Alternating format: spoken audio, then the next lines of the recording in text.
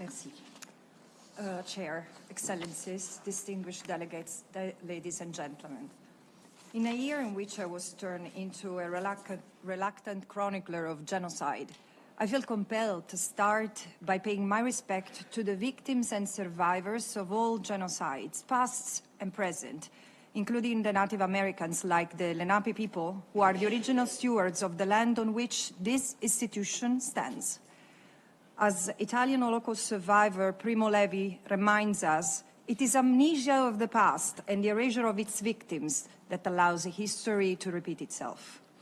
In March, 2 months after the International Court of Justice had recognized the plausible risk of genocide in Gaza, I advised the Human Rights Council that there were reasonable grounds to believe genocide was unfolding. In the following months, the International Court of Justice twice indicated new provisional measures against Israel. The Security Council then ordered a ceasefire, and then the same court declared Israel's presence in the West Bank, in East Jerusalem and Gaza unlawful, and to be brought to an unconditional and total end as rapidly as possible, which this General Assembly requires happen by 17 September 2025. And still, the assault on Gaza continued, even intensifying and expanding beyond Gaza. Allow me to share just some of the gruesome developments before putting this genocide into context. In Gaza, Israel's constant bombing, sniper and artillery fire has continued to spare no one, no journalists, students, scholars, doctors, nurses, persons with disability, people seeking food and safety, or humanitarian workers, including UN staff, including in the so-called humanitarian zones. Conservative figures indicate that the Israeli assault on Gaza has killed, injured, maimed, or buried under the rubble at least 155,000 Palestinians. Entire families have been exterminated, pregnant women and over 700 babies, among 17,000 children massacred. Gaza is now a wasteland of rubble, garbage, and human remains where survivors hold on to life amid widespread deprivation and disease. The Palestinians trapped there have experienced a level of violence not seen anywhere in this century. Prisoners sadistically tortured and raped, mangled and desecrated bodies piled up and left decomposing in the street, the destruction of homes, the violation of intimate life, months of relentless forced displacement across a territory rendered unlivable, with nowhere to flee, and little access to the most basic necessities, having absolutely nothing to return to. And all this by design. The mass graves from which twisted limbs emerged with signs of IV drips still attached or zip-tied evince untold stories of horror. The details lost to oblivion. And still, Israel intensifies its onslaught. And in these last 3 weeks alone, it has orchestrated a ferocious assault on northern Gaza, besieging, depopulating, bombarding, burning alive, abducting and executing thousands of civilians. Disturbingly, similar patterns have extended into the West Bank. Since October 2023, Israeli forces carried out more than 5,500 raids and escorted many of the more than 1,000 violent settlers' attacks, killing 735 Palestinians, which is 10 times the 20-year annual fatality rate, and killing among those 167 children, which is a fifth of all children executed in the past 24 years in the West Bank. Israel has laid repeated siege to towns and refugee camps and leveled, like Gaza, roads, water, sewerage pipelines and energy grids, all while displacing 3,200 Palestinians, depopulating 18 communities, and impacting directly 180,000 Palestinians through the largest land grab of the last 30 years. Israel has arrested thousands of Palestinians en masse, academics, students, lawyers, journalists, human rights defenders, doctors, and children. Arbitrarily designated as terrorists, treated as national security threats, they have been subject to systemic abuse, including degradation, torture, and even rape. The devastation inflicted over the past 387 days on the Palestinians as a people, and the pain and loss suffered by each of them, including those forced to watch in exile, as their family and community members get slaughtered, blamed, smeared, will reverberate for generations to come. This is an outrage to humanity and everything the post-World War II international law-based order stands for. These developments cement my assessment that Israel is indeed conducting a genocidal campaign against the Palestinians.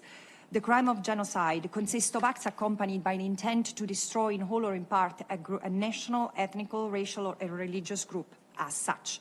While destruction of the group is interpreted as physical or biological, in physical or biological terms, case law from the Eichmann trial to Rwanda and former Yugoslavia derives intent from acts targeting the very foundation of the group, including the imposition of living conditions leading to slow death and the destruction of the spirit, of the will to live, and of life itself.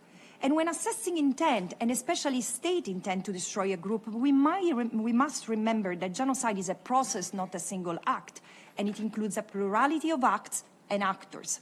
So the key is the singular thread of intent that runs throughout the collective conduct.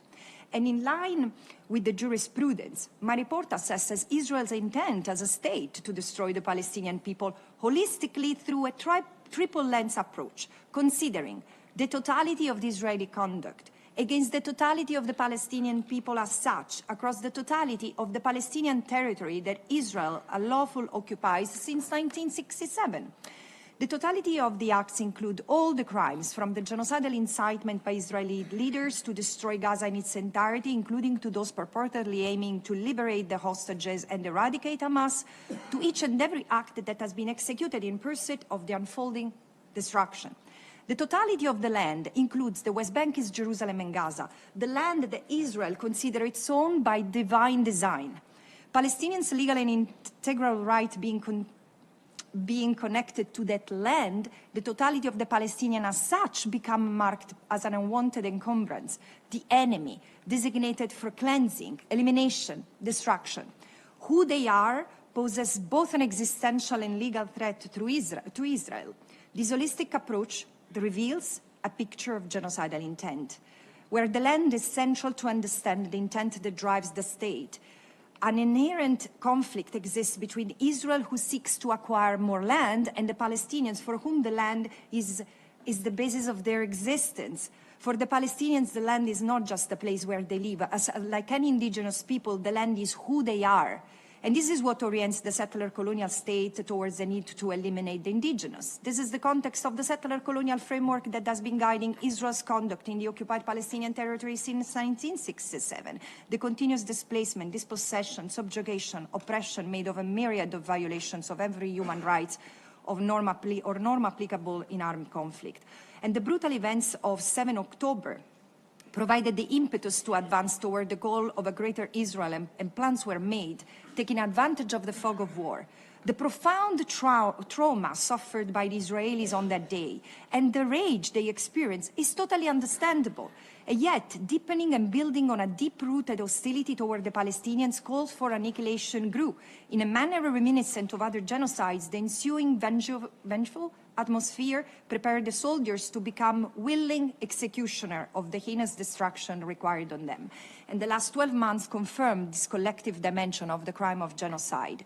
The institutions of the State of Israel, a self-proclaimed rule of law system, the executive, the parliament, the courts, have failed to contain and redress abusive power. Instead, together, they have advanced the course of the current catastrophe. And while international tribunals will hopefully hold the individual accountable, the responsibility of the state must be understood and assessed in its own right and cannot wait. This should have been stopped already by the Security Council last October, after 3 early warnings issued by dozens of UN independent experts, when the ICJ passed its first set of provisional measures. When I presented my first report, or before Rafah was invaded, or before the invasion of Lebanon, and instead the silence, or worse, the justification of a small but very influential number of states in this room, leaves me utterly lost of word. And yet, wherever there are lives to say, there is still the urgency to intervene to prevent new atrocities that will further scar human history. Make that moment be now. And that is it from me, Excellencies.